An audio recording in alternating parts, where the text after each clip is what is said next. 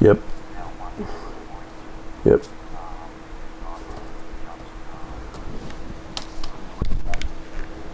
Is that in a Jeep?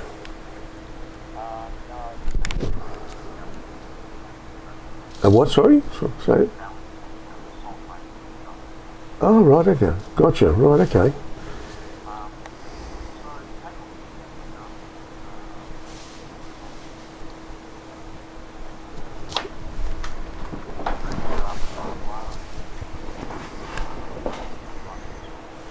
Yep, right.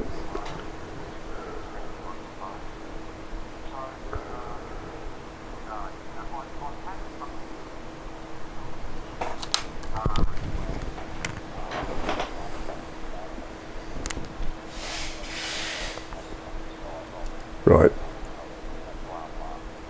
Yep.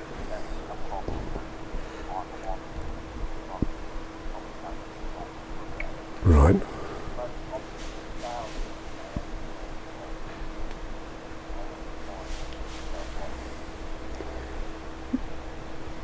Okay. Liquid Intelligence, yeah, Liquid Intelligence 239, the Part A, Part B cleaner.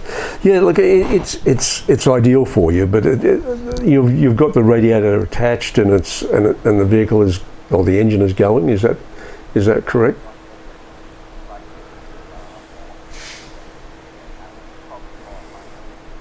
Right. Okay. Good. All right. Okay.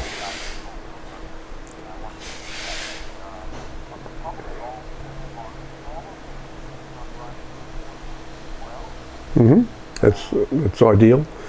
All right. Well, let's talk about the clean to start off with. Um, so the what we need to do is set the thing up for the clean. So uh, with vehicles of this age, and when we've actually investigated them and really had a good look and got a snake camera and got right down to the guts of the cooling system, had a look at the internal walls of the water jacket, you generally find that there's layers of ferrous oxide down there. There's the top layer, which is the soft furry stuff, and then you've got harder, denser layers below that, and then you've got the cast iron. Now, embedded in that top layer of ferrous oxide are generally pieces of shale and scale, harder, denser little pieces. Now, when you put the Part A into it and you start idling the vehicle up to temperature and let it cool, and then bring it up to temperature again and let it cool, you have a big reaction with that top layer of ferrous oxide. It breaks down very quickly because it's the soft furry stuff before it sort of gets down to the harder, denser stuff. Now, if there's a whole heap of pieces of shale and scale embedded in that top layer, it releases a tremendous amount of debris into the system, which in turn would get picked up by the water pump and basically find its way in it. Stock is essential. If you know what's required, we don't need to talk about that. But it's just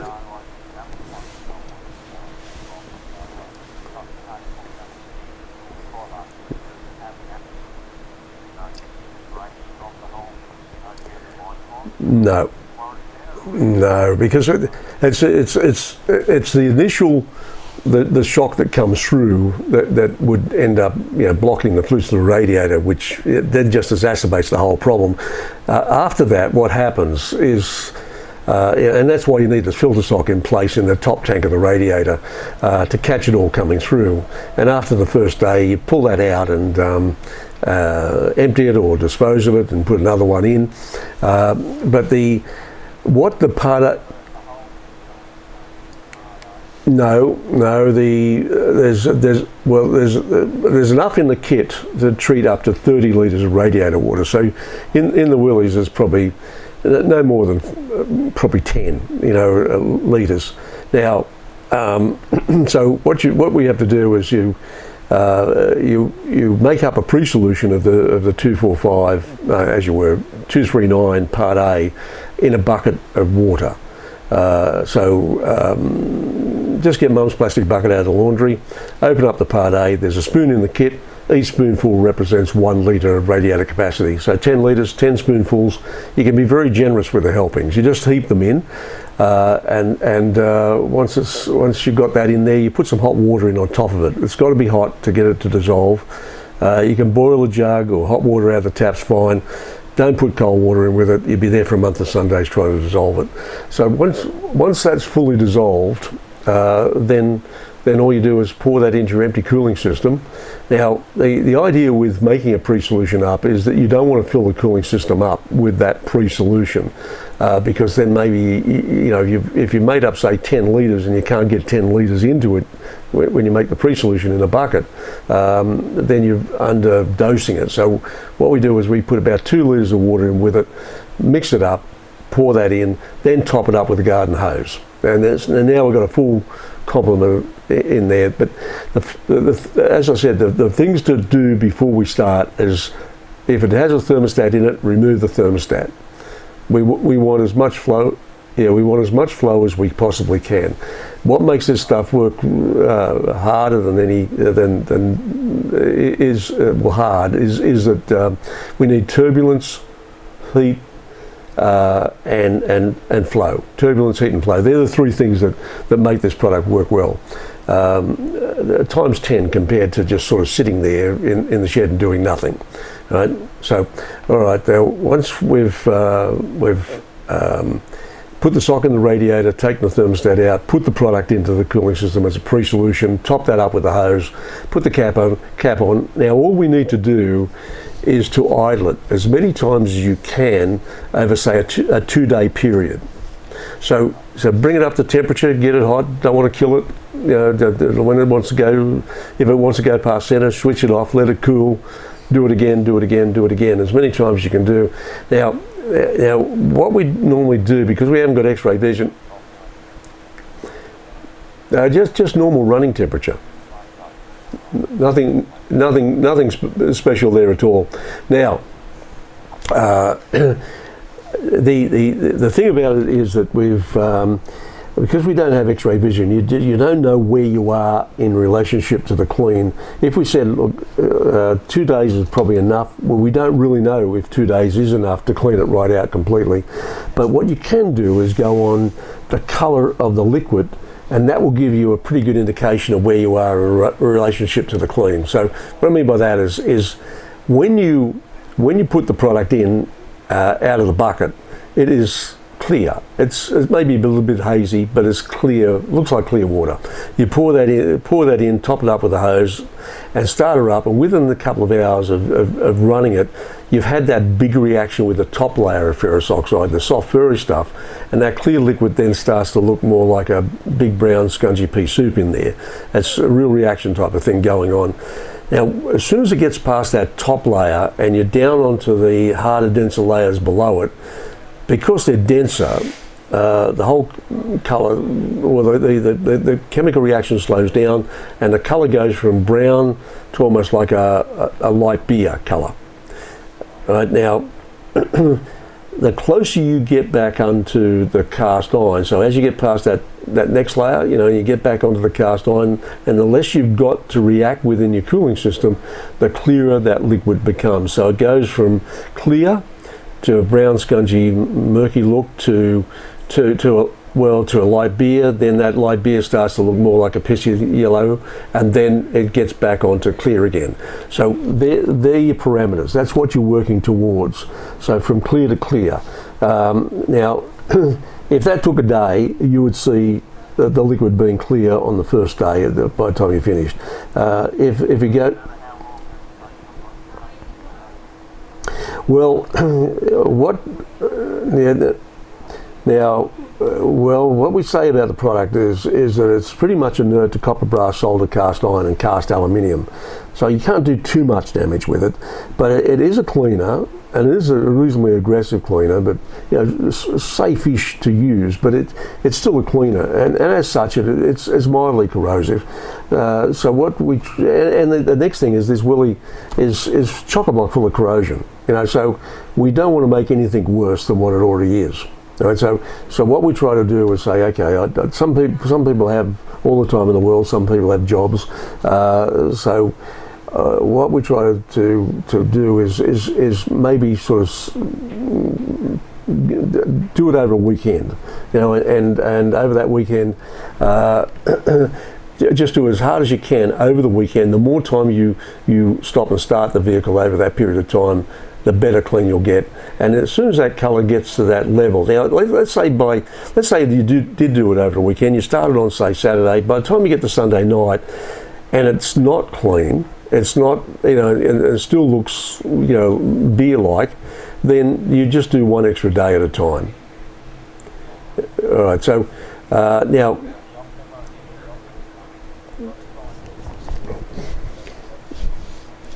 Yeah, that's what we're aiming to do, and of course the other thing is this Willie is not bristling with aluminium and softer metals in there, although it's got its fair share. It's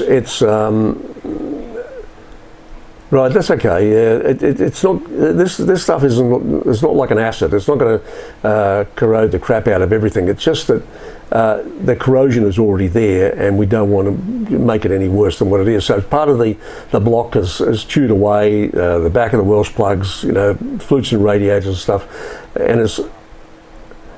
Yeah, well, sometimes the Welsh plugs are jammed up with ferrous oxide in behind it, and it hasn't been leaking, but there's a pinhole there, because it's been chewing away at that, because the brass Welsh plugs are, they'll erode like anything else over time, but it's not leaking. You take the ferrous oxide away, and there you've got a pinhole leak there. So sometimes when you finish, you might have to whack the Welsh plugs out and put some new ones in. All right. Now what?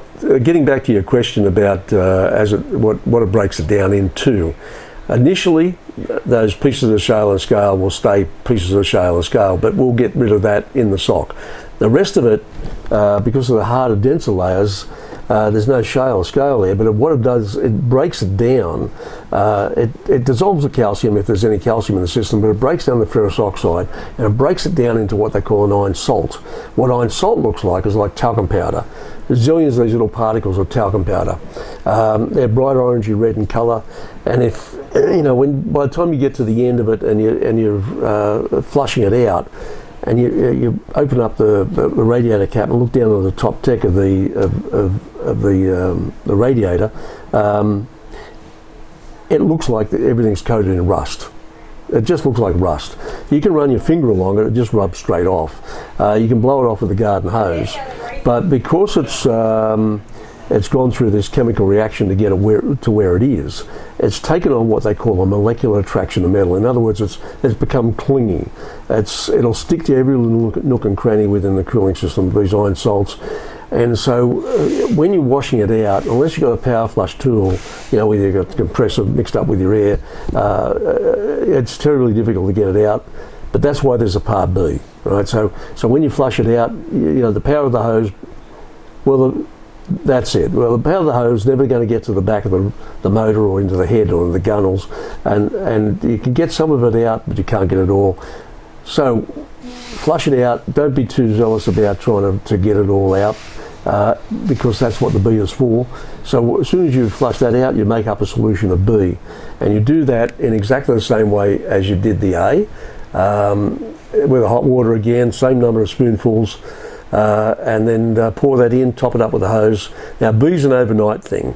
All you do with B is bring it up to temperature, get it hot, switch it off. Do that 2 or 3 times if you can, and all we're looking for here is the washing machine action of the water pump moving the solution around, and then let it sit overnight for a good soaking. Then drop the B out in the morning. Maybe even bring it up to temperature in the morning and drop it out. Now, and when you bring it up to temperature, a good idea, leave the cap off and bring it up to temperature with the cap off so it doesn't pressurize. When you drop it out, a lot of those particles will still be in suspension in the liquid when you switch it off and quickly drop that bottom radiator hose. Now, what the B does, the B neutralizes the cleaning action of the part A, brings your pH back to neutral, gets rid of the debris you generated using the Part A. Now the debris being those iron salts. Now, so the A broke down the ferrous oxide into these iron salts, which are rusty colour. The B reacts with those iron salts yet again. They go from an orangey colour into a black colour. They lose that molecular attraction to metal, or pretty much lose a majority of them. They now become more free-floating within the cooling system. A lot easier to get them out at this point. And what B also is an alkaline soap-based compound, and as such, it's a reasonably good cleaner as well. It gets rid of the mud, the sludge, the clay, and all those other things that the A doesn't touch. So when you flush out the B in your vehicle, that's when all the debris will come out, and it'll probably come out black. And then now all you do now is just flush it the best you can. Then when you think well, I always put the sock back in after I clean it out on the first day, and even on the second day I'll clean it out and put it back in. Now the reason I do that is that every now and then there'll be a little bit that sort of comes away at the last minute, and just catch anything coming through. Now when you flushed out the B the best you can, you fill it up with water, leave the cap off and run it. Now what we're trying to do is use the water pump like a fire hose in there. Because we've got the thermostat out, there's no restriction there. It'll move volume around and pick all those little pieces up that we've missed up in suspension, and all you do is quickly turn it off and drop the bottom radiator hose whilst most of it is in suspension. And you do that 3 or 4 times, and it's as clean as. But to know that you've got it clean, when I use that method, just water in there and run it, when I drop that bottom radiator hose, I go like a saucepan or a small bucket, and I fire the water into the bucket or the saucepan. Now the water overflows it, but because there's iron salts there, the iron salts are heavy. They find their way into the bottom of the bucket or the saucepan, and you can see what's come out on the first go, and you say, okay, well, that's how much came out this time. You do it again, and it's like half as much, and you do it again. You can see it reducing, and that way you know you've got it clean. Now, the reason it's important to get it that clean is that these iron salts have discoloured. They're almost black now, and if you put a coolant in on top of these black particles, even a small amount discolours them, discolours the coolant. And it's just not a good look. It's inert. It doesn't, no chemical reaction going there. It won't corrode, it won't erode, won't do any of those things. But it's also a good idea to maybe even take the vehicle for a run with just water in there and drop that out, just to know that you've got the thing totally clean. And when you drop it out, it just comes out like fresh water, and there's no particles coming out. That's the job done. Now, the waterless.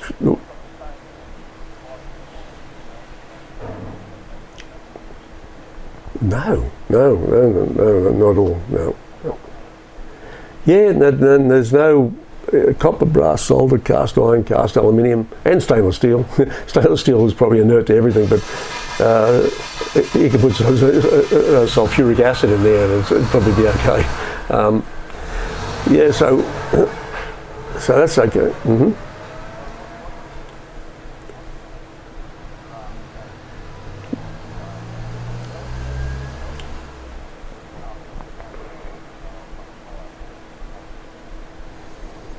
No, look, you might find there's none. There's no advantage for running 115, except for the fact that there's no water in there, so there's no catalyst for erosion and corrosion. You don't add water to it; it doesn't come with water. So there's no water, and that's the water is the catalyst for erosion and corrosion. So it totally protects. It's totally like it's bulletproof, absolutely bulletproof for corrosion for decades. So you put it in and set and forget. For investment vehicles, it's a must.